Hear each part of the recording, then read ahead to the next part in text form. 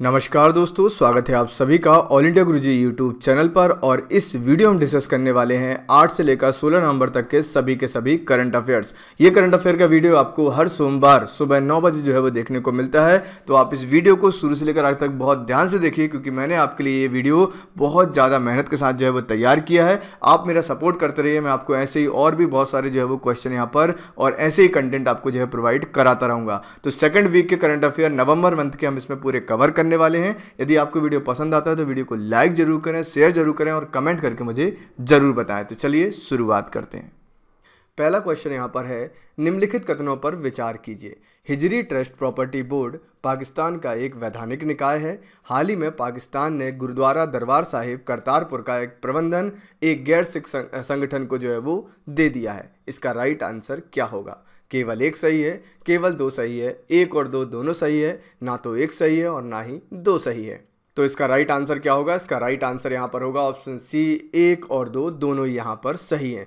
हिजरी trust property board की यदि हम यहाँ पर बात करते हैं तो ये पाकिस्तान का एक वैधानिक निकाय है, इसको आप यहाँ पर ध्यान रखिएगा। और हाल ही में पाकिस्तान ने गुरुद्वारा दरबार साहिब करतारपुर का जो प्रबंधन है वो एक गैर सिख संगठन को जो है वो दे दिया है। ये दोनों फैक्ट यहाँ पर बिल्कुल ही सही हैं। यदि हम यहाँ पर बात करें कि ये इतना चर्चा में क्यों है, हमने इस करंट अफेयर को यहाँ पर क्यों ऐड किया है, तो मैं आपको बता दूं, हाल ही में पाकिस्तान ने हिजरी ट्रस्ट प्रॉपर्टी बोर्ड के प्रशासनिक नियंत्रण के तहत प्रोजेक्ट मैनेजमेंट यूनिट को इस गुरुद्वारा का प्रबंधन जो है वो दे दिया है, जो कि सिख समुदाय की धार्मिक भावनाओं के विपरीत है। इसलिए हमने जो है वो यहाँ पर इसको पढ़ा हुआ है।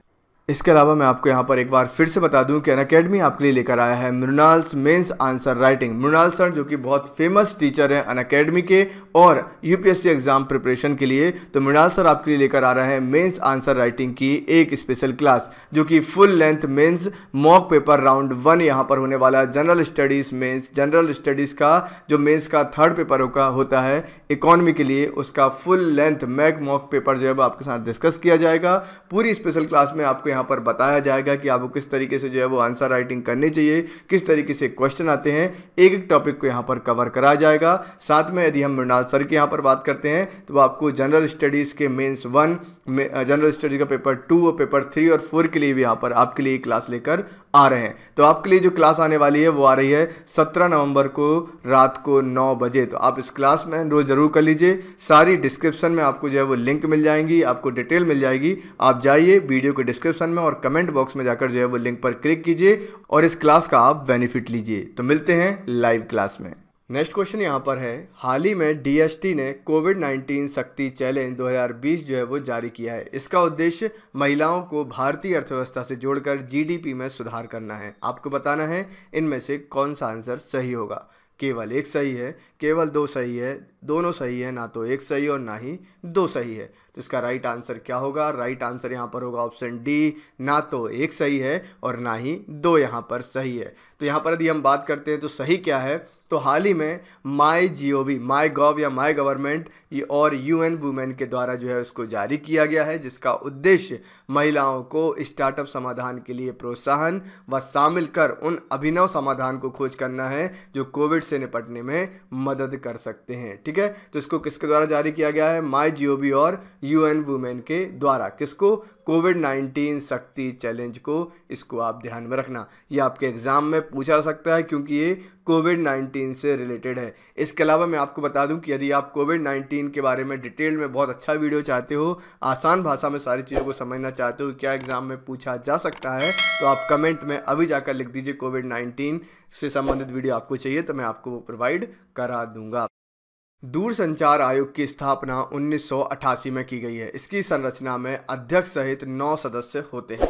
केवल एक सही है, केवल दो सही है, एक और दो दोनों सही है, ना तो एक सही है और ना ही दो यहाँ पर सही है। तो राइट आंसर क्या होगा? राइट आंसर होगा ऑप्शन बी, केवल यहाँ पर दो सही है। दूरसंचार आयोग की जो स्थापना है वो 1988 में की गई थी, ये बिल्कुल गलत है। हाँ, दूरसंचार आयोग टेलीकम्युनिकेशन कमीशन जो है उसके जो अध्यक्ष सहित जो है उसमें कितने सदस्य होते हैं? 9 सदस्य होते हैं दूरसंचार आयोग में। और इसकी जो स्थापना की गई थी वो 1989 में की गई, जिसको आप ध्यान रखना। और इसके लिए जो एक्ट आया था, जो अधिनियम आया था, वो था टेलीग्राफ अधिनियम 1985 1985।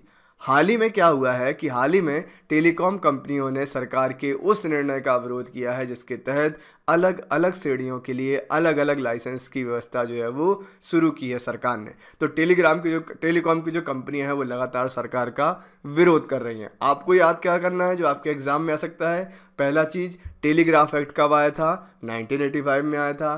टेलीग्राफ कमीशन जो है उसकी स्थापना 1989 में की गई थी। इन सभी चीज़ों को आपको ध्यान में रखना है। आगे बढ़ते हैं।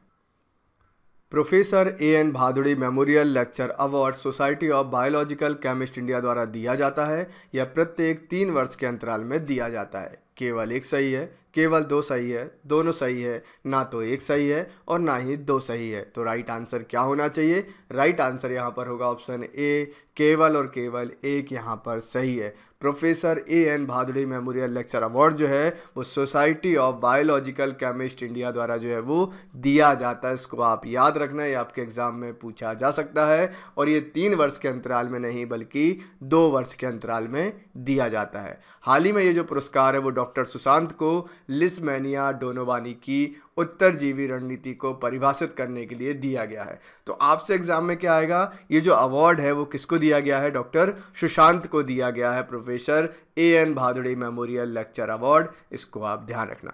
तो ये अवार्ड जो है वो किसके द्वारा दिया जाता है? 2 वर्ष के अंतराल में दिया जाता है और डॉक्टर सुशांत को मिला है। ये 3 फैक्ट आपको यहाँ पर याद होने चाहिए। राइट, आगे बढ़ते हैं। गांधीवादी युवा तकनीकी पुरस्कार 3 श्रेणियों में दिया जाता है। इसका उद्देश्य अल्पसंख्यक समुदाय के विकास में दिए योगदान के लिए दिया जाता है। आपको बताना है कि दोनों पॉइंट में से कौन सा सही है। केवल एक सही है, केवल 2 सही है, 1 और 2 दोनों सही है, ना तो एक सही है और ना ही 2 यहाँ पर सही है। तो राइट आंसर क्या होगा? ऑप्शन डी, ना तो एक सही है और ना ही यहाँ पर दूसरा सही है। तो फिर सही क्या होगा? तो इसका सही होगा, ये जो पुरस्कार है वो 3 नहीं बल्कि 2 श्रेणियों में दिया जाता है। साथ में इसका उद्देश्य तकनीकी विचारों व बायोटेक तथा स्टार्टअप के क्षेत्र के लिए किए गए कार्य के लिए जो है वो दिया जाता है। गांधीवादी युवा तकनीकी पुरस्कार। ठीक है, देखिए आप एक चीज़ यहाँ पर ध्यान में रखिएगा, पूरे साल में जितने भी अवार्ड दिए जाते हैं, चाहे वो स्पोर्ट्स की फील्ड में हो, साहित्य के क्षेत्र में हो, किसी भी फील्ड में हो, सारे आपके लिए इंपॉर्टेंट होते हैं। आपको सारे पढ़कर ही जाना चाहिए। यदि आप चाहते हैं कि सभी के वीडियो मैं प्रोवाइड कराऊं, आप कमेंट में बता दिया करें। ठीक है, आपको जिस भी टॉपिक पर वीडियो चाहिए आप मुझे बताएं, आपके लिए मैं मेहनत करने के लिए तैयार हूं। बस आपको क्या करना है, आपको वीडियो को देखना है, वीडियो को लाइक करना है, शेयर करना है, अपना प्यार मुझे देना है। मैं आपके लिए जान भी हाजिर कर सकता हूं। आगे बढ़ते हैं। बॉडी मास इंडेक्स का मान यदि 20 से अधिक है तो इसका मतलब है कि वजन अधिक है। यदि BMI का मान 25 से अधिक है तो यह मोटापे को इंगित करता है। केवल एक सही है, केवल 2 सही है, दोनों सही है, ना तो एक सही है और ना ही 2 सही है। तो राइट आंसर क्या होना चाहिए? राइट आंसर यहाँ पर होगा ऑप्शन डी, ना तो एक सही है और ना ही 2 सही है। राइट क्या होगा? BMI का जो मान है वो 25 और 30 है, तो क्रमशः अधिक वजन और मोटापे को प्रदर्शित करता है। यदि BMI की जो वैल्यू है वो 25 है तो आपका वजन अधिक है, यदि 30 है तो मोटापा जो है वो यहाँ पर आ गया है। हाल ही में यह सूचकांक द लासेंट के द्वारा जारी किया गया है। इस इंडेक्स में भारत का प्रदर्शन बहुत ही खराब यहाँ पर रहा है। इंडेक्स के लिए भी मैं एक वीडियो लेकर आने वाला हूँ। अलग अलग इंडेक्स आते हैं आपके, वो सारे मैं आपको लिस्ट लेकर आऊँगा जहाँ पर मैं बताऊँगा कि टॉप में उस इंडेक्स में कौन है और भारत की रैंकिंग क्या है, सारी चीज़ें आपको बताऊंगा। हाल ही में Indo Israel centre of excellence for vegetable protected cultivation किस राज्य में स्थापित किया गया है? सिक्किम में, अरुणाचल प्रदेश में, मेघालय में या फिर असम में? तो राइट आंसर क्या होगा? ऑप्शन डी, असम में। हाल ही में Indo Israel centre of excellence for vegetable protected cultivation जो है इसको स्थापित किया गया। कहाँ पर? असम राज्य में जो है वो इसको स्थापित किया गया। इसको आप ध्यान रखना। साथ में आप मुझे कमेंट करके बताइए असम के CM कौन है और असम के गवर्नर कौन है। हो सके तो जितने भी नॉर्थ ईस्ट के जो स्टेट हैं, पूर्वोत्तर राज्य जो हैं, उनके CM और गवर्नर को आपको याद कर लेना है और मैं आपको बहुत जल्दी उस पर ही वीडियो प्रोवाइड कराने वाला हूँ। ये जो है वो 10.33 करोड़ की भारत इजराइल कृषि परियोजना के तहत स्थापित किया गया। ठीक है, तो जो भारत इजराइल कृषि परियोजना है, इंडिया इजराइल एग्रीकल्चर प्रोजेक्ट जो है, उसकी कुल लागत कितनी है? 10.33 करोड़ रुपए, याद रखना। और इसके तहत जो है वो स्थापित किया गया है क्या? Indo Israel centre of excellence for vegetable protected cultivation, याद रखेंगे। द्रजवा 5 युद्ध अभ्यास किन देशों के मध्य संपन्न हुआ है? भारत और पाकिस्तान, भारत और चाइना, भारत और रूस, रूस और पाकिस्तान। तो राइट आंसर क्या होना चाहिए? राइट आंसर यहाँ पर होगा ऑप्शन डी, रूस और पाकिस्तान। रशिया और पाकिस्तान के बीच में जो युद्ध अभ्यास हुआ है वो द्रजवा 5 यहाँ पर हुआ है। ठीक है, अलग अलग देशों के साथ युद्ध अभ्यास करते हैं। हमारा युद्ध अभ्यास भी बहुत सारे देशों के साथ होता है, जो मैं आपको ऑलरेडी पढ़ा चुका हूँ प्रीवियस वीडियोज में। चलिए अब बढ़ते हैं नेक्स्ट क्वेश्चन की तरफ। पोंग बांध परियोजना किस नदी पर स्थित है? सतलज पर, रावी पर, झेलम पर या फिर ब्यास नदी पर? तो राइट आंसर इसका होगा ऑप्शन डी, व्यास नदी। पोंग बांध परियोजना जो है वो आपको किस नदी पर मिलती है? व्यास नदी पर मिलती है। ऐसी लगभग 25 से 30 परियोजनाएं हैं, उसमें से 10 से 15 परियोजनाएं काफ़ी ज़्यादा इंपॉर्टेंट है, जिस पर मैं बहुत जल्दी डिटेल में वीडियो लाने वाला हूं। आप चैनल को सब्सक्राइब जरूर कर लेना, मैं आपको वहां पर वीडियो प्रोवाइड करा दूंगा, या फिर आपको फेसबुक पर भी मिल जाएगा। फेसबुक पर आप ऑल इंडिया गुरुजी लिखकर सर्च करेंगे तो मेरा पेज मिल जाएगा, वहाँ पर मैं आपको वहाँ पर PDF प्रोवाइड करा दूंगा। अब जो है, यदि हम यहाँ पर पोंग बांध परियोजना की बात करते हैं तो इससे किस राज्यों को जो है वो लाभ मिलता है? तो इससे लाभान्वित होने वाले राज्य हैं हिमाचल प्रदेश, हरियाणा, पंजाब और राजस्थान। इस तरीके के क्वेश्चन आपके सभी एग्जाम में यहाँ पर पूछे जाते हैं, तो आप इनको याद रखिएगा। निम्नलिखित कथनों पर विचार कीजिए। लाइफ इन मिनिएचर परियोजना 2012 में लागू की गई थी। इसका उद्देश्य नवाचार को प्रोत्साहित करना था। नीचे दिए कूट का सही उपयोग करके सही उत्तर चुनिए। केवल एक सही है, केवल दो सही है, दोनों सही है, ना तो एक सही है और ना ही दो यहाँ पर सही है। तो राइट आंसर क्या होगा? राइट आंसर यहाँ पर होगा ऑप्शन डी, ना तो एक सही है और ना ही दो यहाँ पर सही है। तो यहाँ पर दोनों पॉइंट यहाँ पर गलत हैं, तो फिर सही आखिर क्या है? तो सही यहाँ पर होगा ये जो परियोजना है, कौन सी परियोजना? लाइफ इन मिनिएचर परियोजना जो है वो 2012 में नहीं बल्कि इसको 2011 में लागू किया गया था, तथा इसका जो उद्देश्य वो है कलाकृतियों का प्रदर्शन मानवीय संबंधों के 5 सार्वभौमिक विषयों जैसे प्रकृति, प्रेम, उत्सव, विश्वास और शक्ति का प्रदर्शन करना है। ठीक है, तो आपको यहाँ पर ध्यान रखना है, ये जो परियोजना है लाइफ इन मिनिएचर परियोजना, इसको 2012 नहीं बल्कि 2011 में जो है वो लॉन्च किया गया था। इसको आप ध्यान में रखिएगा। नेक्स्ट क्वेश्चन यहाँ पर आता है, निम्नलिखित कथनों पर विचार कीजिए। हाल ही में कोच्चि मुजरिस बिएनएल के 5वें संस्करण को महामारी के कारण अगले वर्ष हेतु स्थगित कर दिया गया है। इसका आयोजन केरल में कोच्चि बिएनएल फाउंडेशन द्वारा किया जाता है। नीचे दिए गए कूट से सही उत्तर आपको चुनना है। केवल एक सही है, केवल दो सही है, एक और दो दोनों सही है, ना तो एक सही है और ना ही यहाँ पर दो सही है। तो फिर राइट आंसर क्या होगा? इसका राइट आंसर यहाँ पर होगा ऑप्शन ए, ऑप्शन सी, एक और दो दोनों यहाँ पर सही हैं। तो हाल ही में कोच्चि मुजरिस बिएनएल के 5वें संस्करण को महामारी कारण अगले वर्ष हेतु स्थगित कर दिया गया है, ये बिल्कुल सही है। इसके अलावा इसका आयोजन जो है वो केरल में कोच्चि बिएनएल फाउंडेशन के द्वारा कराया जाता है। ये एग्जाम में पूछा जाने वाला क्वेश्चन है। अब हम इसको क्यों पढ़ रहे हैं? इसका उद्देश्य जो है वो वसुधैव कुटुंबकम और आधुनिकता की भावना का विकास करना है तथा केरल की सार्वजनिक कार्यवाही और सार्वजनिक चित्रकारी की परंपरा को बढ़ावा देना है। तो इस साल जो कार्यक्रम होने वाला था अब ये होगा अगले साल, क्योंकि कोविड के कारण जो है वो सारे कार्यक्रम जो है वो स्थगित कर दिए गए हैं। तो ज़्यादातर चीज़ें जो मार्च से होना चालू होने वाली थी, चाहे वो वर्ल्ड लेवल पर हो, नेशनल लेवल पर हो, सारी कोविड के कारण जो है वो नहीं हो पाई हैं। तो कौन कौन सी परियोजना को, कौन कौन से कार्यक्रम को, कौन कौन से फंक्शन को जो है पोस्टपोन किया गया है, यदि आप उसकी लिस्ट चाहते हो तो आप मुझे कमेंट सेक्शन में जरूर बताइएगा। मैं कोशिश करूंगा आपके लिए उसके लिए एक अलग से वीडियो प्रोवाइड कराने का। आगे बढ़ते हैं। निम्नलिखित कथनों पर विचार कीजिए। भारत ने मध्य एशियाई देशों के लिए $1 बिलियन के लाइन ऑफ क्रेडिट की घोषणा की है।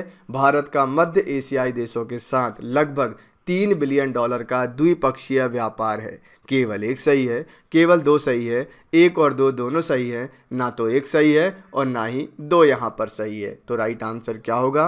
राइट आंसर यहाँ पर होगा ऑप्शन ए, केवल और केवल एक यहाँ पर सही है, मतलब कि ऑप्शन ए यहाँ पर सही है। भारत ने मध्य एशियाई देशों के लिए $1 बिलियन के लाइन ऑफ क्रेडिट की घोषणा की है। ठीक है, तो भारत ने जो मध्य एशिया के देश है, जो भी मिडिल एशिया के जो देश हैं, उनके लिए $1 बिलियन के लाइन ऑफ क्रेडिट की घोषणा की है। इनके साथ जो है अब यहाँ पर व्यवसाय भी किया जाएगा।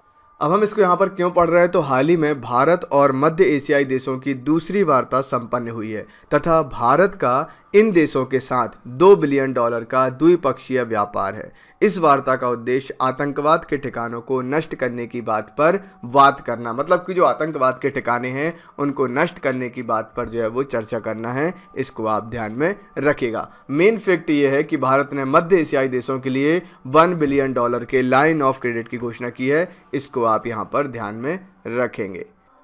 निम्नलिखित कथनों पर विचार कीजिए। हाल ही में जम्मू कश्मीर में कृषि योग्य भूमि को बाहरी लोगों को खरीदने की इजाज़त मिल गई है। अभी भी पूर्वोत्तर भारत के राज्यों में कोई अन्य व्यक्ति भूमि नहीं खरीद सकता है। आपको बताना है दोनों ऑप्शन में से कौन सा सही है। केवल एक सही है, केवल दो सही है, एक और दो दोनों सही है, ना तो एक सही है और ना ही दो यहाँ पर सही है। तो इसका राइट आंसर यहाँ पर क्या होगा? राइट आंसर यहाँ पर होगा ऑप्शन बी, केवल दो यहाँ पर सही है। अभी भी पूर्वोत्तर भारत के राज्यों के कोई भी अन्य व्यक्ति जो है वहाँ पर भूमि नहीं खरीद सकता है। राइट। तो हाल ही में जम्मू कश्मीर में जो गैर कृषि भूमि है उसको खरीदने की इजाज़त दे दी गई है। ठीक है, जो कृषि से संबंधित भूमि नहीं है उसके अलावा जो भी भूमि जम्मू कश्मीर में है वहाँ पर कोई भी व्यक्ति जो है वो अब भूमि खरीद सकता है तथा खरीदने हेतु किसी भी प्रकार के अधिवास या स्थायी निवासी होने की शर्त को समाप्त कर दिया गया है। इसको आप ध्यान में रखना। ठीक है, तो अब जम्मू कश्मीर में यदि आपको जाना है भूमि खरीदना तो आप आसानी से खरीद सकते हो। बस कोई एग्रीकल्चर लैंड नहीं होना चाहिए, कोई कृषि भूमि वहाँ पर नहीं होना चाहिए खरीदने के लिए। निम्नलिखित कथनों पर विचार कीजिए। हाल ही में CPCB ने वायु गुणवत्ता के लिए डैशबोर्ड जारी किया गया है। PM 2.5 की सर्वाधिक सांद्रता दिल्ली में है। नीचे दिए गए कोड का प्रयोग कर सही उत्तर आपको चुनना है। केवल एक सही है, केवल दो सही है, एक और दो दोनों सही है, ना तो एक सही है और ना ही दो यहाँ पर सही है। तो फिर राइट आंसर क्या होगा? ऑप्शन डी, ना तो एक सही है और ना ही यहाँ पर दो सही है। तो फिर सही क्या है? हाल ही में डैशबोर्ड को रेस्पायर लिविंग साइंसेज और वेबसाइट कार्बन कॉपी जलवायु परिवर्तन से संबंधित ये कंपनी है, इसके द्वारा जो है वो जारी किया गया है। और PM 2.5 की सबसे अधिक सांद्रता जो है वो कहाँ पर है? नोएडा में है। कहाँ पर है? नोएडा में है। ये फैक्ट आपके एग्जाम में पाया जा सकता है, पूछा जा सकता है। राइट। आप देखोगे यहाँ पर प्रदूषण जो है वो सबसे ज़्यादा होता है हमारे देश में, दिल्ली वाले एरिया में, नोएडा वाले एरिया में, पूरे एरिया में। तो सबसे ज़्यादा जो सांद्रता मापी गई है PM 2.5 की वो कहाँ पर मापी गई है? नोएडा में। इसको आपको ध्यान में रखना है। और ये आंकड़े कब के हैं? 2016 से लेकर 2018 तक के आंकड़े मैं आपको बता रहा हूँ। नेक्स्ट यहाँ पर आता है निम्नलिखित कथनों पर विचार कीजिए।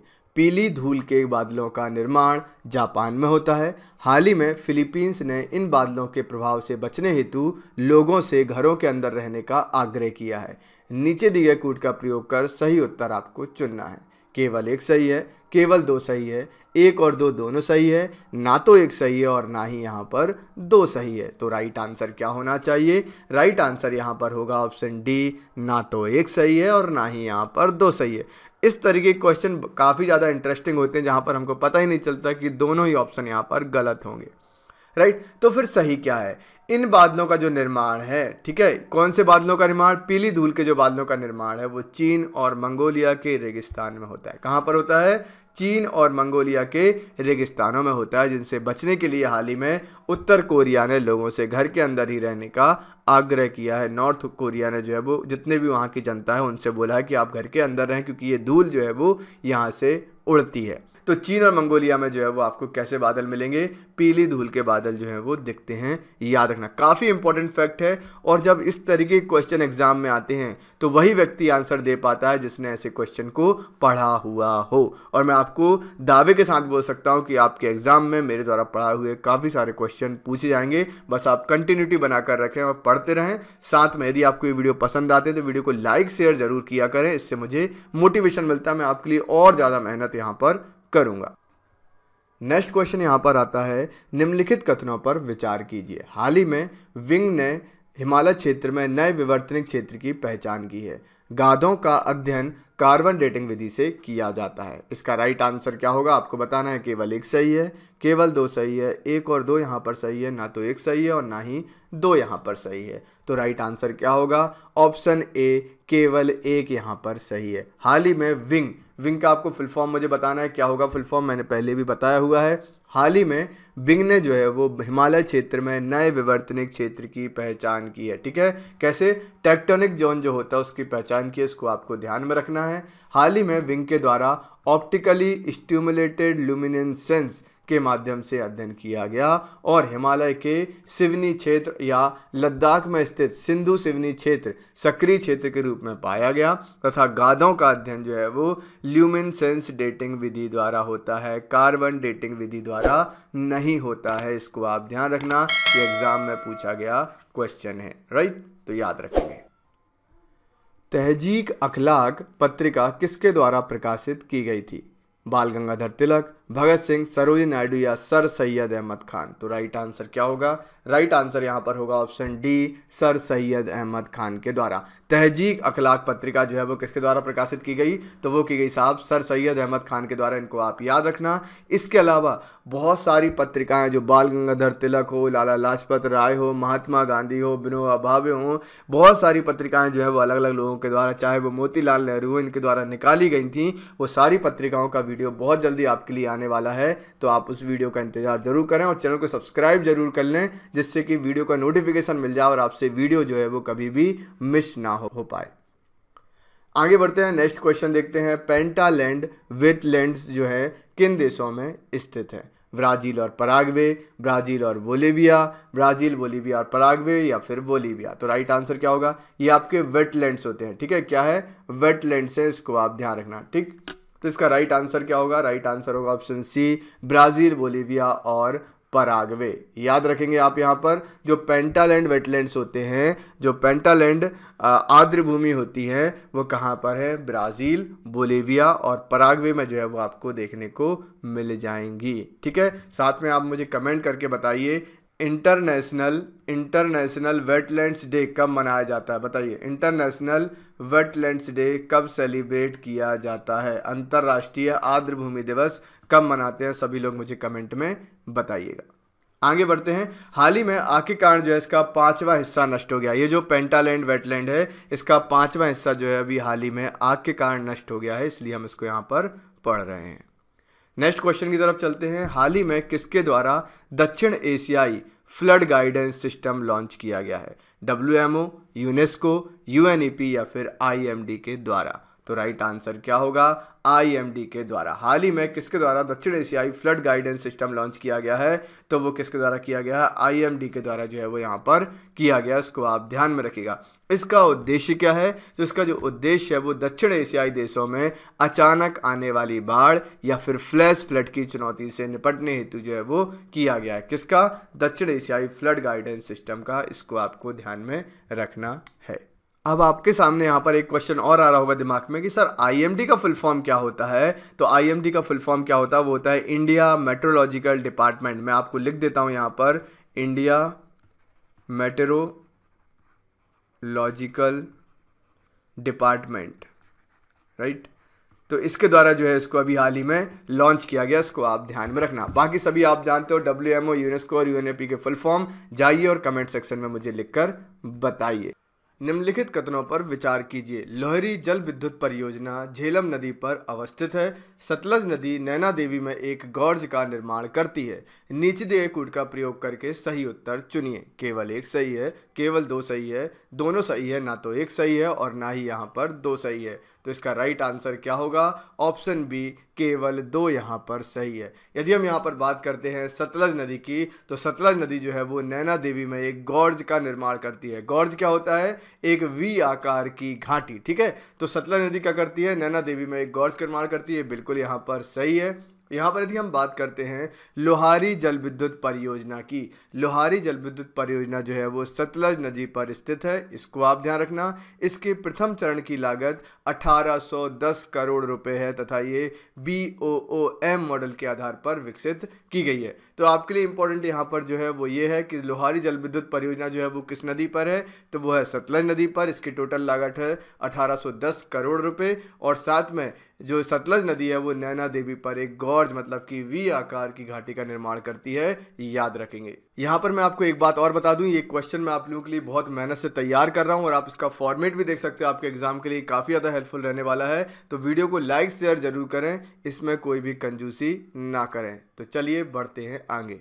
नेक्स्ट क्वेश्चन यहाँ पर है, निम्नलिखित कथनों पर विचार कीजिए। हाल ही में भारत के पेक्के बायोस्फीयर रिजर्व को यूनेस्को के MAB प्रोग्राम में शामिल किया गया है। अब तक भारत के 13 बायोस्फीयर रिजर्व इसमें शामिल किए जा चुके हैं। नीचे से कूट से सही उत्तर आपको चुनना है। केवल एक सही है, केवल दो सही है, एक और दो दोनों सही है, ना तो एक सही है और ना ही दो यहाँ पर सही है। तो राइट आंसर क्या होगा? ऑप्शन डी, ना तो एक सही है और ना ही यहाँ पर दो सही है। तो फिर राइट आंसर क्या होगा? हाल ही में जो ये प्रोग्राम चल रहा है, कौन सा program? MAB program, map program जो है यूनेस्को के द्वारा चलाया जा रहा है। आपको मुझे कमेंट करके बताना है यूनेस्को का हेड ऑफिस कहाँ पर है। तो इस प्रोग्राम के तहत जो है भारत में पन्ना बायोस्फीयर रिजर्व जो है इसको शामिल किया गया है तथा भारत के अब तक 12 बायोस्फीयर रिजर्व जो है इस प्रोग्राम में शामिल किए जा चुके हैं। तो पन्ना बायोस्फीयर रिजर्व को शामिल किया गया है और 12 बायोस्फीयर रिजर्व टोटल भारत के इसमें शामिल किए जा चुके हैं, याद रखेंगे। निम्नलिखित कथनों पर आपको विचार करना है। हाल ही में WII ने जल जोखिम से संबंधित आंकड़े जारी किए हैं। भारत में इंदौर सर्वाधिक जल जोखिम वाला शहर है। आपको बताना है कि इनमें से कौन सा आंसर सही है। केवल एक सही है, केवल दो सही है, एक और दो दोनों सही है, ना तो एक सही है और ना ही दो यहाँ पर सही है। तो राइट आंसर क्या होगा? राइट आंसर यहाँ पर होगा ऑप्शन डी, ना तो एक सही है और ना ही दो यहाँ पर सही है। हाल ही में जो है वो WII ने जल जोखिम से संबंधित आंकड़े जारी किए हैं, ये बिल्कुल सही बात है, ऐसा नहीं है, ये बिल्कुल गलत है। राइट क्या होगा? यहाँ पर WII नहीं बल्कि WWF, ठीक है, वर्ल्ड वाइड फंड जो है उसने जल जोखिम से संबंधित आंकड़े जारी किए हैं तथा पाया है कि भारत में जयपुर सर्वाधिक जल जोखिम वाला शहर, जहां पर जल की किल्लत, जहां पर पानी की किल्लत जो है वो सबसे ज़्यादा होती है और होने वाली है तथा 2050 तक अत्यधिक जोखिम वाले 100 शहरों में भारत के 30 शहर हैं। ठीक है, दुनिया भर के 2050 तक की यदि हम बात करें तो 100 शहरों की लिस्ट बनाई गई है जिसमें सबसे ज़्यादा शहर जो है वो भारत के हैं। इसको आपको ध्यान रखना काफ़ी इंपॉर्टेंट है। पानी की बचत हमको करना चाहिए, जैसा कि APJ कलाम साहब भी कह के गए थे कि एक समय ऐसा आएगा जब लोगों के पास पीने के लिए भी पानी नहीं रहेगा और यदि उनको कुछ हाथ या मुँह धुलना है, नहाना है, तो वो एक गिलास में पानी लेकर कपड़े को भिगोकर खुद को पोंछ लेंगे। इस तरह की कंडीशन आ सकती है यदि हमने पानी को बचाया नहीं तो पानी को जरूर बचाइए क्योंकि जल ही जीवन है। इसी बात पर वीडियो को लाइक कर दीजिए। निम्नलिखित कथनों पर विचार कीजिए। हाल ही में कोस्टल शिपिंग बिल प्रस्तुत किया गया है। यह बिल मर्चेंट शिपिंग एक्ट 1958 के भाग 14 के स्थान पर जहाज रानी मंत्रालय द्वारा तैयार किया गया है। नीचे दिए कूट का प्रयोग करके आपको सही उत्तर चुनना है। केवल एक सही है, केवल दो सही है, एक और दो दोनों सही है, ना तो एक सही है और ना ही यहाँ पर दो सही है। तो राइट आंसर क्या होगा? राइट आंसर होगा ऑप्शन सी, एक और दो दोनों पॉइंट यहाँ पर सही है। हाल ही में जो है वो कोस्टल शिपिंग बिल CSB यहाँ पर जो है प्रस्तुत किया गया है और ये बिल जो है वो मर्चेंट शिपिंग एक्ट 1958 1958 के भाग 14 के स्थान पर जहाज रानी मंत्रालय द्वारा तैयार किया गया है। आप लोग जो है वो सभी लोग मुझे कमेंट करके बताएंगे कि जहाज रानी मंत्रालय या जो शिपिंग मिनिस्ट्री है उसके मिनिस्टर या उसके कैबिनेट मंत्री जो है वो कौन है। अभी जाइए और कमेंट करके मुझे बताइए। देश में पोत परिवहन क्षेत्र में तेजी से हो रहे विकास को देखते हुए तटीय नौवहन के लिए अलग से कानून की आवश्यकता के लिए इस बिल को प्रस्तुत किया गया है। इसके अंतर्गत तटीय नौवहन और ताती जल सीमा की परिभाषा का विस्तार किया जाएगा, याद रखिएगा। आगे बढ़ते हैं। निम्नलिखित कथनों पर आपको विचार करना और बताना है कौन सा आंसर सही है। हाल ही में एकेडमी फ्रीडम इंडेक्स को यूनेस्को के द्वारा जारी किया गया है। इसमें भारत का स्कोर 0.400 है। आपको बताना है कौन सा सही है। केवल एक सही है, केवल दो सही है, एक और दो दोनों यहाँ पर सही है, ना तो एक सही है और ना ही दो यहाँ पर सही है। तो राइट आंसर क्या होगा? राइट आंसर आपका होगा ऑप्शन डी, ना तो एक यहाँ पर सही है और ना ही दो सही है। तो फिर सही क्या होगा मिस्टर? तो इसका राइट आंसर यहाँ पर होगा, हाल ही में जो ये इंडेक्स है वो ग्लोबल पब्लिक इंस्टीट्यूट के द्वारा जो है वो जारी किया गया है तथा भारत का स्कोर कितना है? 0.352 है। कितना है? 0.352। और ये जो इंडेक्स है वो ग्लोबल पब्लिक इंस्टीट्यूट के द्वारा जारी किया गया है। कौन सा? Academy freedom index. इसको आप ध्यान में रखिएगा। अब आपसे यहाँ पर पूछा जाएगा कि साहब टॉप पर कौन है, तो 0.97 स्कोर के साथ उरुग्वे और पुर्तगाल जो है वो इस पर शीर्ष पर है और इसको 8 घटकों के आधार पर जारी किया जाता है। 8 कैटेगरी 8 कंपोनेंट जो है वो यूज़ किए जाते हैं इस रैंकिंग को, इस कैटेगरी को निकालने के लिए। अब बढ़ते हैं आगे। निम्नलिखित कथनों पर आपको विचार करना है। मिरर सिद्धांत का उपयोग बच्चे के एक अभिभावक के विदेश में रहने पर किया जाता है। इसका उद्देश्य दो अलग देशों में कॉन्ट्राडिक्टरी न्यायिक आदेश पारित होने से बचाव सुनिश्चित करना होता है। आपको बताना है इनमें से कौन सा आंसर सही है। केवल एक सही है, केवल दो सही है, एक और दो दोनों सही है, ना तो एक सही है और ना ही दो यहाँ पर सही है। तो राइट आंसर क्या होगा? ऑप्शन सी, एक और दो दोनों यहाँ पर बिल्कुल सही हैं। मिरर सिद्धांत जो होता है, मिरर थ्योरी जो होता है, उसका उपयोग बच्चे के एक अभिभावक के विदेश में रहने पर किया था। किसी बच्चे को अभिभावक यदि विदेश में रहता है तो मिरर थ्योरी का जो है वो प्रयोग यहाँ पर किया जाता है। इसका उद्देश्य क्या होता है? दो अलग देशों में कॉन्ट्राडिक्टरी न्यायिक आदेश पारित होने से बचाव सुनिश्चित करना होता है इसका मेन उद्देश्य। हाल ही में उच्चतम न्यायालय ने चाइल्ड केयर कस्टडी के मामले में इस सिद्धांत का उपयोग किया है। ठीक है, चाइल्ड केयर कस्टडी के मामले में किस सिद्धांत का उपयोग किया है? तो वो है आपका कौन सा सिद्धांत? वो है आपका यहाँ पर मिरर सिद्धांत या मिरर थ्योरी, याद रखेंगे। बढ़ते हैं नेक्स्ट क्वेश्चन की तरफ। मेट्रो नियो परियोजना परिवहन की अद्वितीय अवधारणा है जिसे भारत में पहली बार अपनाया जा रहा है। हाइपरलूम को परिवहन का 5वां मोड कहा जाता है। आपको बताना है इनमें से कौन सा आंसर सही होगा। केवल एक सही है, केवल दो सही है, दोनों सही है, ना तो एक सही है और ना ही दो यहाँ पर सही है। तो राइट आंसर क्या होगा? ऑप्शन सी, एक और दो दोनों यहाँ पर सही है। मेट्रो नियो परियोजना जो है परिवहन की अद्वितीय अवधारणा है जिसे भारत में पहली बार अपनाया जा रहा है, इसको आप ध्यान रखना। हाइपरलूम को परिवहन का 5वां मोड कहा जाता है। ठीक है, ये दोनों फैक्ट यहाँ पर बिल्कुल सही है। मेट्रो नियो परियोजना टियर 2 टियर 3 शहरों हेतु कम लागत वाली रेल परिवहन प्रणाली है और यह न केवल ऊर्जा कुशल प्रणाली है बल्कि पर्यावरण अनुकूल भी है। इसको भी आपको ध्यान रखना है, मेट्रो नियो परियोजना। राइट, तो टियर 2 और टियर 3 जो शहर है वहाँ पर इसको लागू किया जा रहा है। हाल ही में रो पैक्स टर्मिनल की शुरुआत किस राज्य में की गई है? रो पैक्स टर्मिनल की शुरुआत जो है वो किस राज्य में की गई है? गुजरात में, राजस्थान में, महाराष्ट्र में या फिर आपके गोवा में? तो राइट आंसर होगा ऑप्शन ए, गुजरात में। रो पैक्स टर्मिनल की यदि हम बात करते हैं, इसकी शुरुआत की जा रही कहाँ पर? गुजरात राज्य, गुजरात स्टेट में की जा रही है। इसको आप ध्यान रखेंगे और इस टर्मिनल से न केवल समय और ईंधन की बचत होगी बल्कि पर्यावरण अनुकूल भी है ये टर्मिनल। इसको आपको ध्यान में रखना है, एनवायरमेंट फ्रेंडली भी है, इसको आप ध्यान रखना। ठीक है, कौन सा? रो पैक्स टर्मिनल जो कि गुजरात में यहाँ पर स्थापित किया जा रहा है।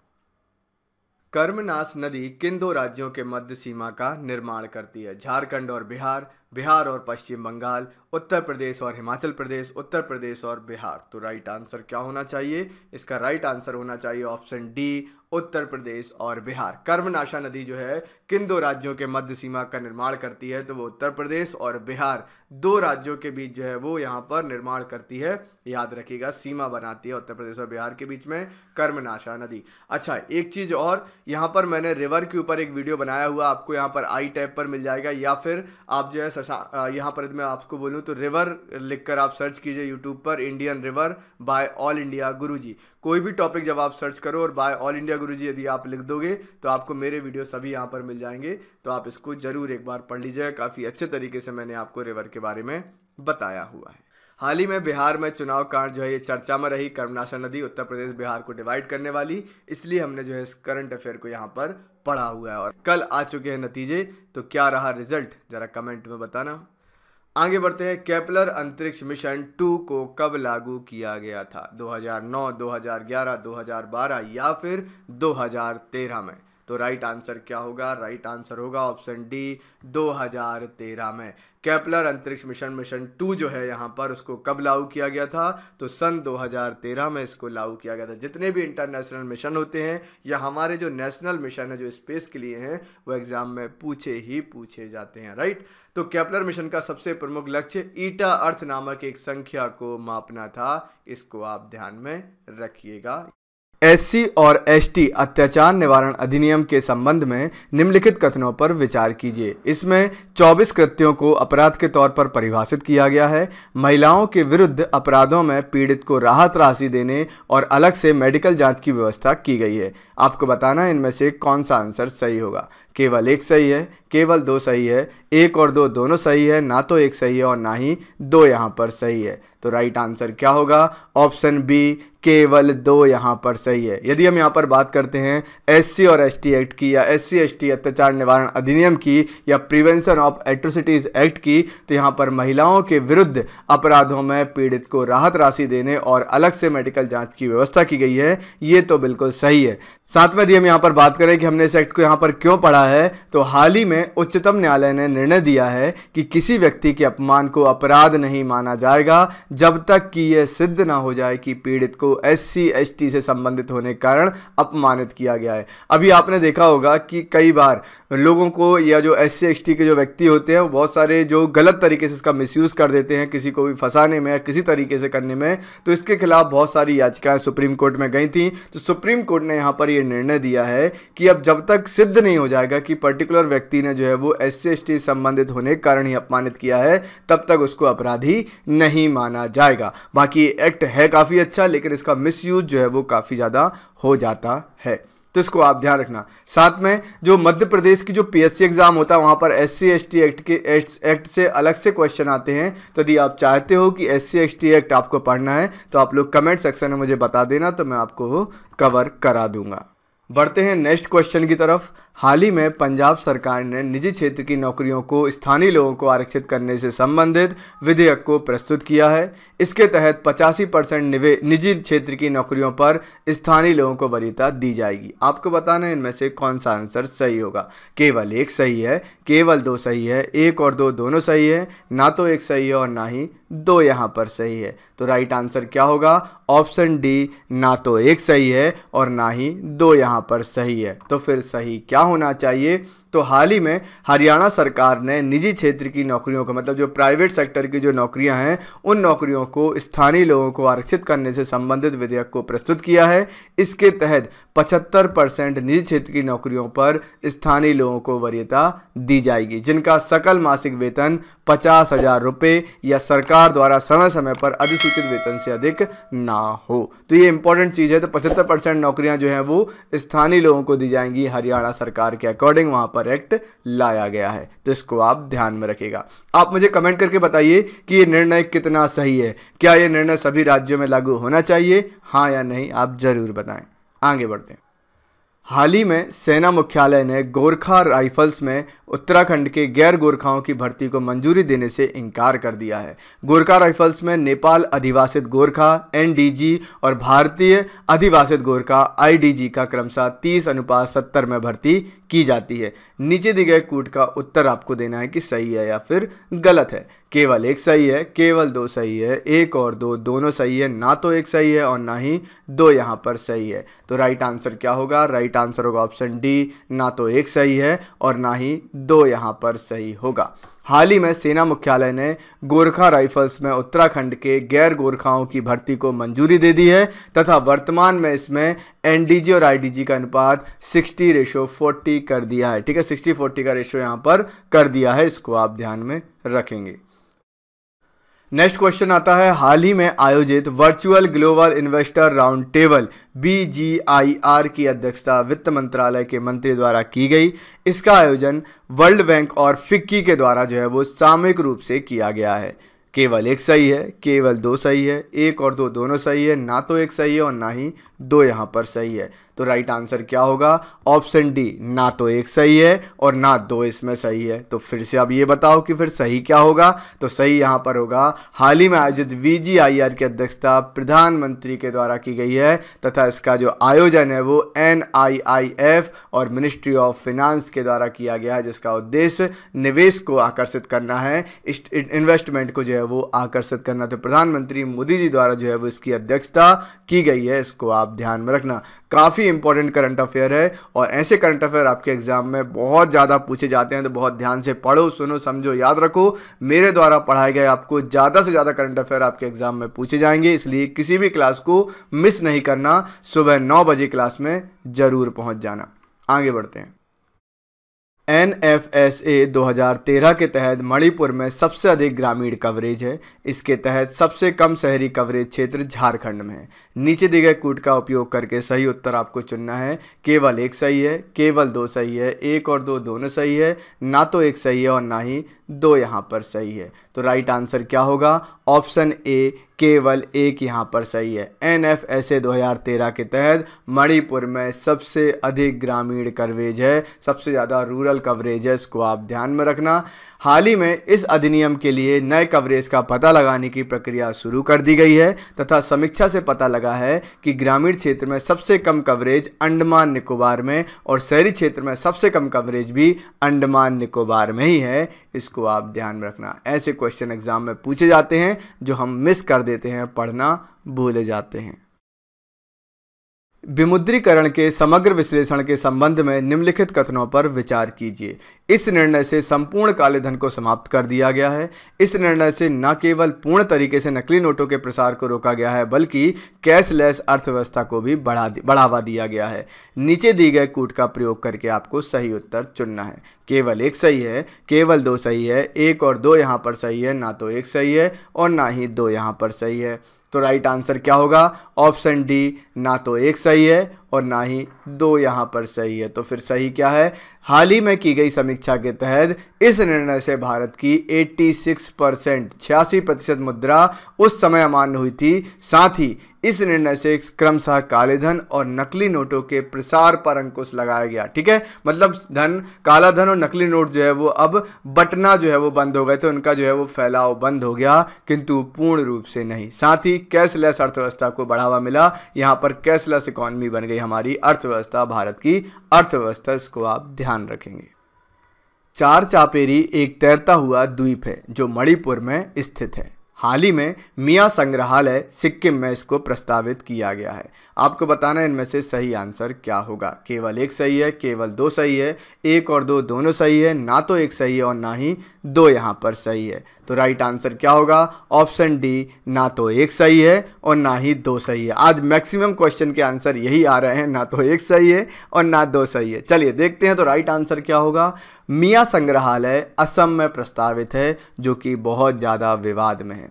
इसमें चार चापेरी में रहने वाले लोगों की संस्कृति और विरासत को दर्शाता है तथा चार चापेरी द्वीप एक तैरता हुआ द्वीप है जो असम में ही स्थित है। इसको भी आपको ध्यान में रखना है। एग्जाम में आ सकता है चार चापेरी द्वीप कहाँ पर है, तो आपको बताना होगा असम राज्य में स्थित है चार चापेरी द्वीप और वहीं पर मिया संग्रहालय प्रस्तावित किया गया है जो कि काफ़ी ज़्यादा विवाद का विषय बना हुआ है।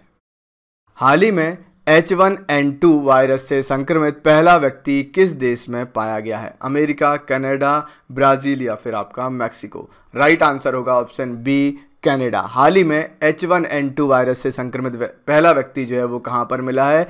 कनाडा में मिला है। आजकल यदि वायरस का नाम भी आ जाता है तो दिमाग खराब हो जाता है लोगों का। चाइना ने दुनिया भर का जीना हराम किया हुआ है एक कोरोना वायरस के चक्कर में। आपकी क्या राय है कोरोना वायरस के लिए? कमेंट सेक्शन में मुझे ज़रूर बता देना। साथ में यदि हम यहाँ पर बात करते हैं H1N2 वायरस की, तो यह जो है वो स्वाइन फ्लू का एक दुर्लभ लक्षण है, ये भी आप ध्यान में रखेंगे। बढ़ते हैं आगे। हाल ही में डोबरा चांडी पुल का उद्घाटन किस झील पर किया गया है? पुलिकट, बुलर, टेहरी या फिर लोकटक झील? तो राइट आंसर क्या होगा? राइट आंसर होगा ऑप्शन सी, टेहरी झील। ठीक है, टेहरी झील में जो है वो उद्घाटन किया गया है डोबरा चांडी पुल का। किसका? डोबरा चांडी पुल का जो है वो उद्घाटन किया गया। एग्जाम में पूछा जा सकता है, याद रखेंगे। यह देश का सबसे लंबा single lane motorable suspension bridge है। ठीक है, ये सबसे लंबा जो है देश का सबसे लंबा single lane motorable suspension bridge जो है वो कौन सा है? वो है अपना यहाँ पर टेहरी का डोबरा चांडी पुल। इनको आप ध्यान में रखना। आगे बढ़ते हैं। संपूर्णानंद स्टेडियम कहाँ पर स्थित है? लखनऊ में, इलाहाबाद में, कानपुर में या फिर वाराणसी में? आपको बताना है संपूर्णानंद स्टेडियम कहाँ पर है। तो राइट आंसर होगा ऑप्शन डी, वाराणसी में। संपूर्णानंद स्टेडियम आपको कहाँ पर मिल जाएगा? वाराणसी में देखने को मिल जाएगा। इसके अलावा भारत में अलग अलग जगह पर काफ़ी सारे स्टेडियम है और दुनिया भर में भी बहुत सारे स्टेडियम है जो आपके एग्जाम में पूछे जाते हैं। यदि आप चाहते हैं कि मैं स्टेडियम के ऊपर एक वीडियो बनाऊँ तो आप मुझे जो है वो कमेंट में ज़रूर लिख कर बताएं कि सर हमें स्टेडियम के ऊपर स्टेडियम की लिस्ट चाहिए, आप हमें आसान भाषा में समझा दीजिए, तो मैं सारी चीज़ें आपको पढ़ा दूंगा। हाल ही में प्रधानमंत्री ने बुनियादी ढांचे के विकास के तहत इस स्टेडियम में खिलाड़ियों के लिए एक आवास परिसर के निर्माण की घोषणा की है, इसलिए चर्चा का विषय बना हुआ है। राइट। हाल ही में इसरो ने EOS-01 earth observation satellite launch किया है। यह कोविड-19 के बाद लॉन्च किया गया पहला उपग्रह है। निम्नलिखित में से कूट का सही उपयोग करके आपको जो है वो सही उत्तर यहाँ पर देना है। केवल एक सही है, केवल दो सही है, एक और दो दोनों सही है, ना तो एक सही है और ना ही दो यहाँ पर सही है। तो राइट आंसर क्या होगा? राइट आंसर यहाँ पर होगा ऑप्शन सी, एक और दो दोनों यहाँ पर सही हैं। हाल ही में जो है वो इसरो ने EOS-01 earth observation satellite launch किया है। ये बिल्कुल सही है। ये क्वेश्चन आपके एग्जाम में फैक्ट वाइज भी पूछा जा सकता है। साथ में ये जो है वो कोविड-19 के बाद लॉन्च किया गया पहला सैटेलाइट है, पहला उपग्रह है इसरो के द्वारा। ठीक है। यहाँ पर यदि हम बात करते हैं इसरो की, इसरो का फुल फॉर्म और इसरो की स्थापना कब हुई थी, सभी लोग मुझे कमेंट में अभी जाकर जो है वो बताइए। यह जो है वो PSLV के द्वारा लॉन्च किया गया है और यह PSLV की 49वीं उड़ान है तथा इसका उद्देश्य कृषि, वानिकी और आपदा प्रबंधन में सहयोग प्रदान करना। ठीक है। तो इस पर जो लॉन्चिंग व्हीकल है वो क्या है? PSLV है। इसको आप ध्यान रखना। और ये PSLV की 49वीं उड़ान थी, ये भी आपको यहाँ पर याद रखना है। निम्नलिखित में से कथनों पर आपको विचार करना है और सही कथन यहाँ पर बताना है। कैंसर की अंतिम अवस्था को मेटास्टेसाइजिंग के नाम से जानी जाती है। कैंसर को मैलिग्नेट के नाम से भी जाना जाता है। नीचे दिए गए कूट का प्रयोग कर सही उत्तर आपको चुनना है। केवल एक सही है, केवल दो सही है, एक और दो दोनों यहाँ पर सही हैं, ना तो एक सही है और ना ही दो यहाँ पर सही है। तो राइट आंसर क्या होगा? राइट आंसर यहाँ पर होगा ऑप्शन सी, एक और दो दोनों यहाँ पर सही हैं। कैंसर की जो अंतिम अवस्था होती है उसको बोला जाता है मेटास्टेसाइजिंग। क्या बोला जाता है? मेटास्टेसाइजिंग कहा जाता है। इसको आप ध्यान रखना। कैंसर को मैलिग्नेंट के नाम से भी जाना जाता है। ये बहुत इंपॉर्टेंट फैक्ट है और ये चीज़ें आपको हर जगह देखने को नहीं मिलती हैं। जब पेपर में आता है तो हमको ये लगता है कि ये आउट ऑफ सिलेबस क्वेश्चन है, लेकिन आउट ऑफ सिलेबस नहीं होता है। ये सब कुछ हमारे सिलेबस के अंदर से ही पूछा जाता है। तो आप इसको बहुत अच्छे से पढ़िए। आपको इस तरह के क्वेश्चन कहीं और देखने को नहीं मिलेंगे। बहुत मेहनत से तैयार कर रहा हूँ और इस पर पूरा और पूरा कॉपीराइट मेरा बनता है। ठीक है। तो इसको आप यहाँ पर ध्यान रखना और यदि आपको वीडियो पसंद आ रहा हो तो वीडियो को लाइक और शेयर करना बिल्कुल भी ना भूलेगा। आपका थोड़ा सपोर्ट मुझे यहाँ पर चाहिए। अब इसको हम यहाँ पर क्यों पढ़ रहे हैं? तो कैंसर शरीर के किसी भी अंग या ऊतक से शुरू हो सकती है तथा यह एक जीर्ण और गैर संचारी रोग है जो फैलता नहीं है। WHO ने 1965 में IARC को एक विशेष कैंसर एजेंसी के रूप में स्थापित किया था। इसको आप ध्यान रखना। तो 1965 में जो है वो IARC को जो है वो यहाँ पर एजेंसी को स्थापित किया गया, ये भी आप ध्यान रखना। और ये दो फैक्ट भी आपको बहुत अच्छे से यहाँ पर याद कर लेने हैं। नेक्स्ट यहाँ पर आता है, हाल ही के सर्वेक्षण से पता लगा है कि कोविड के साथ ही 40% लोग भी टिनिटस से प्रभावित हुए हैं। BMJ केस रिपोर्ट के अनुसार कोविड श्रवण क्षमता को प्रभावित कर सकता है, सुनने की क्षमता को प्रभावित कर सकता है। आपको बताना है इनमें से कौन सा आंसर सही होगा। केवल एक सही है, केवल दो सही है, एक और दो दोनों यहाँ पर सही हैं, ना तो एक सही है और ना ही दो यहाँ पर सही है। तो राइट आंसर क्या होगा? ऑप्शन सी, एक और दो दोनों यहाँ पर सही हैं। राइट। तो हाल ही के सर्वेक्षण से पता लगा है कि कोविड के साथ ही 40% लोग भी टिटनेस से प्रभावित हुए हैं, टिनिटस से प्रभावित हुए हैं। इसको आप ध्यान है, टिटनेस नहीं है, ये टिनिटस है जो कि बीमारी होती है। इसको आप ध्यान रखना।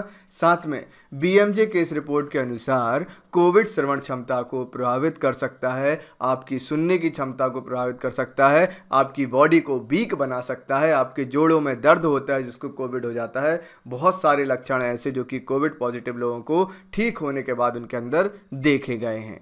टिनिटस एक सामान्य स्थिति है जिससे कान और सिर में शोर या बजने की आवाज़ होती है। ठीक है। टिनिटस से क्या होता है, आप देखना कभी आप सोओगे तो आपको अचानक से कान में आवाज़ आएगी या सिर में ऐसे आएगा जैसे कुछ बज रहा है, कुछ शोर हो रहा है, ऐसी आवाज़ आती है, उसको कहा जाता है टिनिटस।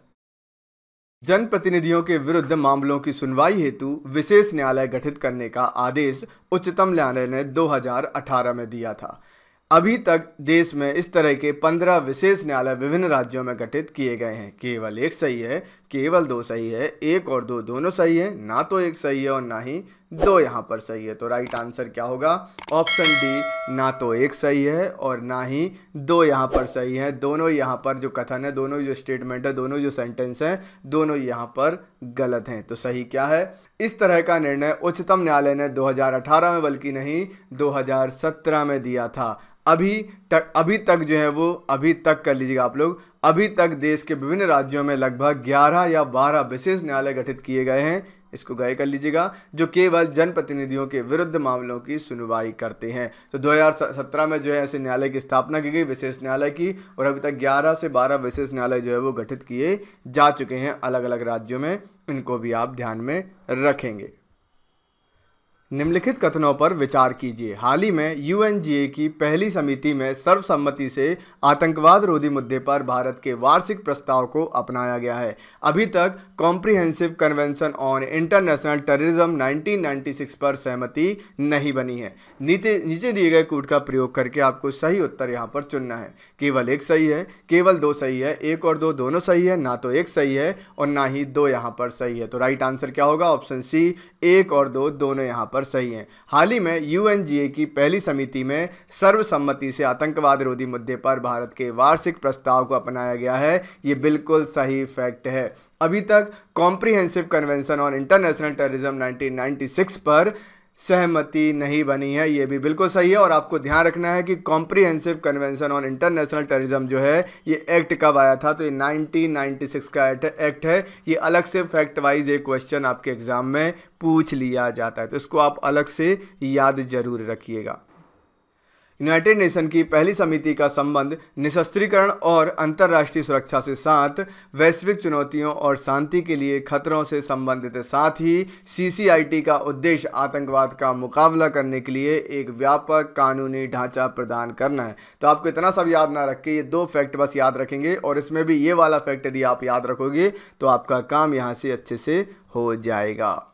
चलिए बढ़ते हैं आगे नेक्स्ट क्वेश्चन की तरफ। निम्नलिखित कथनों पर विचार कीजिए। सीसीआई का गठन 2003 में किया गया। इसके अध्यक्ष सहित 8 सदस्य होते हैं। नीचे दिए गए कूट का प्रयोग करके आपको सही उत्तर यहाँ पर चुनना है। केवल एक सही है, केवल दो सही है, एक और दो दोनों सही है, ना तो एक सही है और ना ही दो सही है। तो राइट आंसर क्या होगा? ऑप्शन ए, केवल एक यहाँ पर सही है। सीसीआई का जो गठन है वो 2003 में किया गया था। सीसीआई क्या होता है? Competition commission of India. Competition commission of India, इसको आप ध्यान में रखिएगा। सीसीआई का फुल फॉर्म होता है 2003 में जो है वो इसका गठन किया गया था। बहुत इंपॉर्टेंट फैक्ट है। हाल ही में सीसीआई ने भारत में गूगल पे को गलत तरीके से बढ़ावा देने के मामले में गूगल के विरुद्ध अविश्वास की जांच के आदेश दिए हैं। साथ ही इसकी संरचना में अध्यक्ष सहित 7 सदस्य होते हैं, 8 नहीं होते हैं, 7 यहाँ पर होते हैं। इनको आप ध्यान रखना, ठीक है। साथ में आप लोग मुझे कमेंट करके बताइए, और नहीं पता तो जाकर पढ़िएगा और पढ़कर मुझे बताइएगा कि सीसीआई के अभी अध्यक्ष कौन है, अभी इसके हेड कौन है। आपको बताना है चेयरपर्सन कौन है CCI competition commission of India के। साथ में मैं आपके लिए एक वीडियो यहाँ पर लाने वाला हूँ जहाँ पर इंडिया की जो टॉप एजेंसीज हैं उनके बारे में हम पढ़ेंगे, उनकी स्थापना कब हुई, उनका हेड ऑफिस कहाँ पर है और उनके अध्यक्ष कौन है। ये वीडियो आपको बहुत जल्दी चैनल पर मिलने वाला है। यदि आप ऐसे ही वीडियोस और देखना चाहते हो तो आप चैनल को सब्सक्राइब जरूर कर लीजिए और साथ में बेल बटन पर जो है वो जरूर क्लिक कर दीजिएगा। बढ़ते हैं आगे। निम्नलिखित कथनों पर विचार कीजिए। व्हाट्सएप माइक्रोसॉफ्ट की एक इकाई है, एक यूनिट है। व्हाट्सएप जनवरी 2021 से भारत में स्वयं की यूपीआई सेवा शुरू करेगा। नीचे दिए गए कूट का प्रयोग करके आपको सही उत्तर चुनना है। केवल एक सही है, केवल दो सही है, एक और दो यहाँ पर सही है, ना तो एक सही है और ना ही दो यहाँ पर सही है। तो राइट आंसर क्या होगा? ऑप्शन सी, एक और दो दोनों यहाँ पर बिल्कुल सही हैं। व्हाट्सएप माइक्रोसॉफ्ट की एक इकाई है, एक यूनिट है, ये बिल्कुल सही है। माइक्रोसॉफ्ट ने व्हाट्सएप को जो है वो खरीद लिया था। व्हाट्सएप जनवरी 2021 से भारत में स्वयं की एक यूपीआई सेवा शुरू करने वाला, जहाँ पर आप पेमेंट कर सकते हो किसी को भी जो कि व्हाट्सएप यूज़ करता है। इस सुविधा का प्रयोग शुरुआत में सभी लोग नहीं कर पाएंगे क्योंकि इसका विस्तार क्रमबद्ध तरीके से किया जाएगा। एक पूरा सिस्टमेटिक वे से जो है वो पूरी चीज़ें करेंगे तो एक साथ सभी को नहीं मिलेगा, कुछ कुछ लोगों पर इसको अप्लाई करके फिर पूरे देश भर के लिए, सभी के लिए जो है वो इसको ओपन कर दिया जाएगा व्हाट्सएप पर यूपीआई को। एनीमिया मुक्त भारत सूचकांक किसके द्वारा जारी किया जाता है? NITI Aayog, world bank, MOH and FW and MHRD ministry. बताइए क्या होगा राइट आंसर? तो राइट आंसर होगा MOH एंड FW।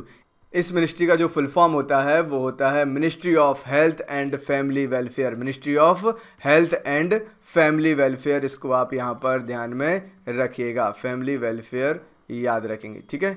चलिए, साथ में आप मुझे कमेंट करके बताइए इसके मिनिस्टर कौन है। मंत्रियों की लिस्ट बहुत जल्दी आने वाली है, अभी करंट में जो भी हैं उनके बारे में आपको बताऊंगा। अभी आप कमेंट करके बताओ हेल्थ एंड फैमिली मिनिस्टर कौन है, फैमिली वेलफेयर मिनिस्टर कौन है।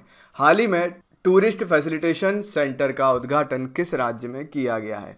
कर्नाटक में, केरल में, तमिलनाडु में या फिर गोवा में? तो राइट आंसर क्या होगा? राइट आंसर होगा ऑप्शन बी, केरल में। हाल ही में टूरिस्ट फैसिलिटेशन सेंटर का उद्घाटन किया गया है, कहाँ पर? केरल राज्य में किया गया, इसको आप ध्यान में रखना। यह जो है वो प्रसाद योजना के तहत स्थापित किया गया है। किस योजना के तहत किया गया है? तो ये प्रसाद योजना के तहत जो है वो इसकी स्थापना की गई है, याद रखिएगा। हाल ही में किस देश में 500 मीटर लंबी प्रवाल भित्ति की खोज की गई है? तो वो अमेरिका है कि ब्राज़ील है या फिर भारत है या फिर ऑस्ट्रेलिया है? तो राइट आंसर क्या होना चाहिए? राइट आंसर होगा ऑप्शन डी, ऑस्ट्रेलिया। यदि हम यहाँ पर बात करते हैं, हाल ही में ऑस्ट्रेलिया ने जो है वो देश में 500 मीटर लंबी प्रवाल भित्ति की यहाँ पर खोज की है, उसको आप ध्यान रखना। इसको हाल ही में ग्रेट बैरियर रीफ में खोजा गया है, ठीक है। कहाँ पर खोजा गया है? ग्रेट बैरियर रीफ में। और ये भी एक क्वेश्चन आता है कि ग्रेट बैरियर रीफ कहाँ पर है, तो वो भी कहाँ पर है? आपकी ऑस्ट्रेलिया में है। निम्नलिखित कथनों पर विचार कीजिए। हाल ही में ministry of health and family welfare ने IIT बॉम्बे में राष्ट्रीय शिक्षा दिवस कार्यक्रम की शुरुआत की है। इसकी शुरुआत गांधी जयंती के अवसर पर की गई है। नीचे दिए गए कूट का प्रयोग करके आपको सही उत्तर चुनना है। केवल एक सही है, केवल दो सही है, एक और दो दोनों सही है, ना तो एक सही है और ना ही दो यहाँ पर सही है। तो राइट आंसर क्या होगा? ऑप्शन डी, ना तो एक सही है और ना ही दो यहाँ पर सही है। तो फिर राइट क्या होगा? राइट आंसर है मिनिस्ट्री ऑफ एजुकेशन के द्वारा जो है वो IIT बॉम्बे में राष्ट्रीय शिक्षा दिवस कार्यक्रम की शुरुआत भारत के प्रथम शिक्षा मंत्री की जयंती के अवसर पर की गई है, जिसका उद्देश्य भारत में अध्ययन और भारत में ही रहें, मतलब कि सभी भारत में अध्ययन करें और भारत में ही रहें। इसका जो है वो मेन उद्देश्य है राष्ट्रीय शिक्षा दिवस का, इसको आप ध्यान में रखिएगा। तो IIT बॉम्बे में मिनिस्ट्री ऑफ एजुकेशन के द्वारा जो है इसकी शुरुआत की गई है, याद रखना। साथ में मैं आपको बता दूं, जो नेशनल एजुकेशन पॉलिसी अभी आई है, राष्ट्रीय शिक्षा नीति अभी आई है, उसका पूरा वीडियो मैंने बनाया हुआ है, आप आई बटन पर देख सकते हो या फिर आप चैनल को सब्सक्राइब कर लीजिए, आपको नोटिफिकेशन मिल जाएगा। या आप गूगल पर या यूट्यूब पर जाकर सर्च करेंगे नेशनल एजुकेशन पॉलिसी राष्ट्रीय शिक्षा नीति बाय ऑल इंडिया गुरुजी, तो आपको वीडियो जो है वो मिल जाएगा, आप उसको जरूर देखिए। निम्नलिखित कथनों पर विचार कीजिए। पंपोर क्षेत्र हिमाचल के केसर के कटोरे के रूप में जाना जाता है। भारत में केसर का उत्पादन मांग से अधिक होता है। नीचे दिए गए कूट का प्रयोग कर सही उत्तर आपको चुनना है। केवल एक सही है, केवल दो सही है, एक और दो दोनों सही है, ना तो एक सही है और ना ही दो यहाँ पर सही है। तो ऑप्शन डी इसका राइट आंसर होगा, ना तो एक सही है ना ही दो सही है। तो फिर सही क्या है? पंपोर क्षेत्र कश्मीर के केसर के कटोरे के रूप में जाना जाता है तथा भारत में जो केसर का उत्पादन है वो मांग से बहुत कम होता है। साथ ही केसर की खेती के लिए मिट्टी का जो pH होना चाहिए वो 6 से लेकर 8 के बीच में होना चाहिए। आपको पता होगा pH स्केल का मान 0 से लेकर 7 और 7 से लेकर 14, 0 से लेकर 7 तक यदि कोई वैल्यू आती है, pH वैल्यू आती है, तो मतलब वो एसिटिक होगा, एसिड होगा, ठीक है, अम्लीय होगा। और क्षारी में क्या होता है? 7 से लेकर 14 तक की वैल्यू क्षारी की कहलाती है, जिसको हम बेस बोलते हैं। यहाँ पर ये दोनों को आप ध्यान रखना। जो आप पानी पीते हो, जो प्योर वाटर होता है, उसका जो वैल्यू होता है pH वैल्यू वो 7 होता है, याद रखना इसको। निम्नलिखित कथनों पर विचार कीजिए। IBA का गठन 1946 में किया गया था। शुरू में यह केवल 22 बैंकों का प्रतिनिधित्व करता था। नीचे दिए गए कूट का प्रयोग कर आपको सही उत्तर देना है। केवल एक सही है, केवल दो सही है, एक और दो दोनों सही है, ना तो एक सही है और ना ही दो यहाँ पर सही है। तो राइट आंसर क्या होगा? ऑप्शन सी, एक और दो दोनों यहाँ पर बिल्कुल सही है। IBA का गठन 1946 में किया गया था। शुरू में ये केवल 22 बैंकों का ही प्रतिनिधित्व किया करता था, इसको आप ध्यान में रखिएगा।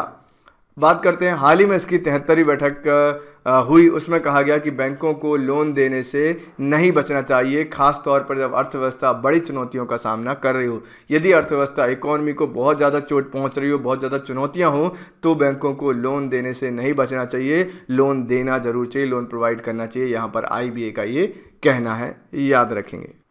निम्नलिखित कथनों पर विचार कीजिए। भारत 2018 में SCO का पूर्णकालिक सदस्य बना था। हाल ही में 2020 के SCO सम्मेलन की अध्यक्षता पाकिस्तान के द्वारा की गई। आपको बताना है इनमें से कौन सा आंसर सही है। केवल एक सही है, केवल दो सही है, एक और दो दोनों सही है, ना तो एक सही है और ना ही दो यहाँ पर सही है।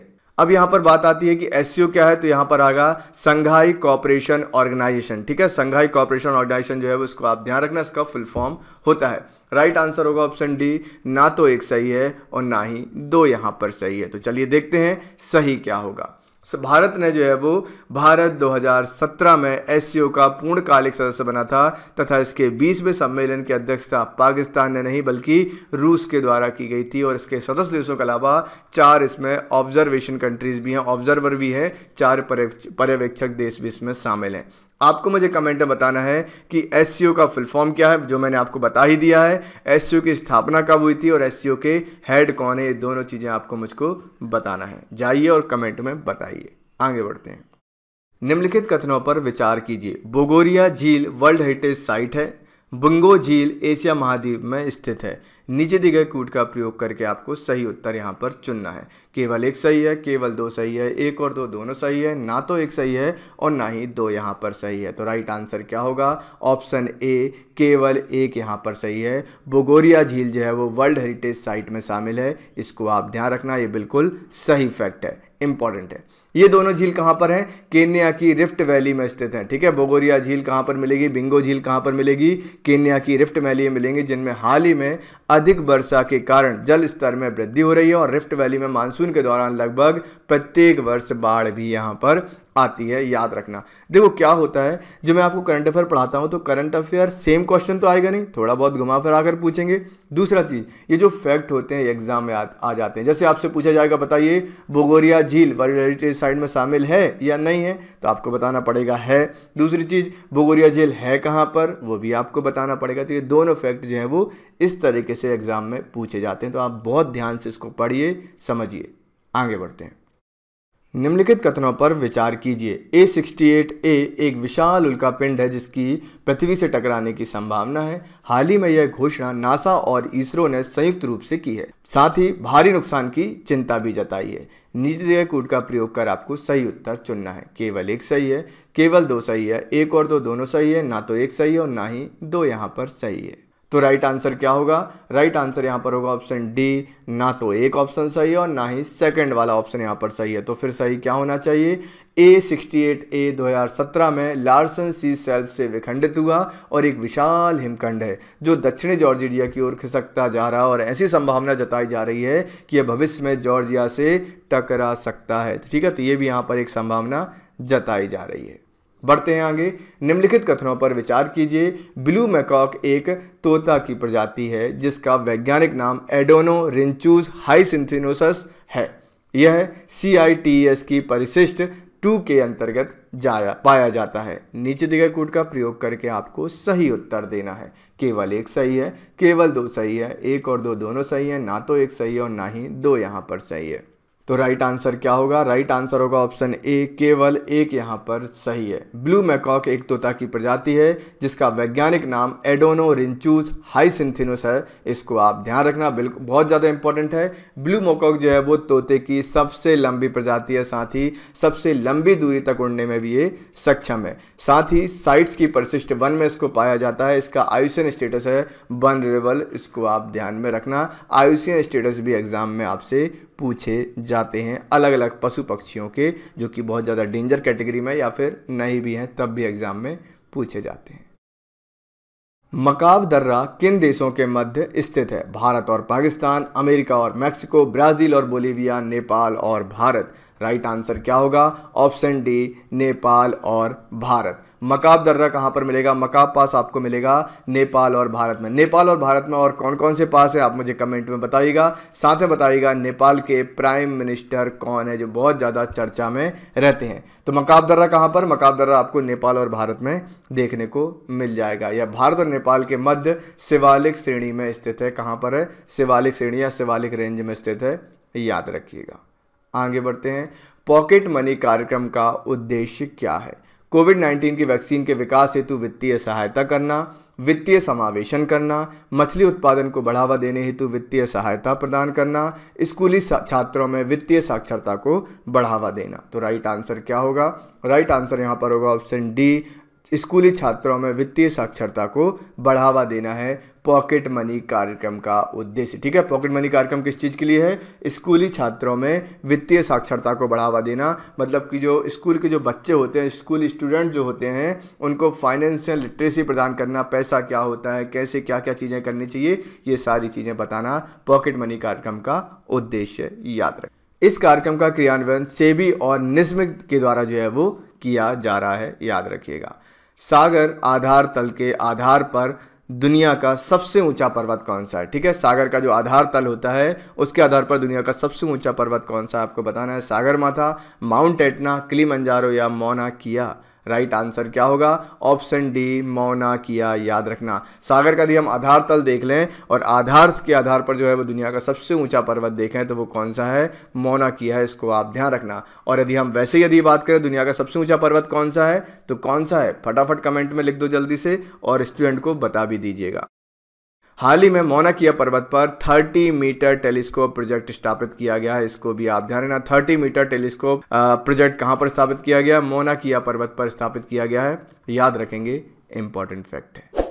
तो ये थे आज के सारे क्वेश्चन। आई होप आप सभी लोगों के लिए ये सेशन काफ़ी ज़्यादा जो है वो हेल्पफुल रहा होगा। आपको वीडियो कैसा लगा कमेंट करके बताइए। वीडियो को अभी के अभी लाइक कर दीजिए, शेयर कर दीजिए। साथ में डिस्क्रिप्शन में आपको सारी लिंक मिल जाएंगी, PDF की लिंक भी मिल जाएगी, आप जाइए क्लिक करके ज्वाइन कीजिए। साथ में ये करंट अफेयर आपको डेली मैं ऐसे ही प्रोवाइड कराता हूँ। यदि आपको वीडियो पसंद आया तो वीडियो को लाइक शेयर कर दो और ऐसे ही वीडियोज़ के लिए जल्दी से चैनल को सब्सक्राइब कर लीजिए। तो मिलते हैं कल सुबह फिर से 9 बजे। Thank you very much, take care, जय हिंद।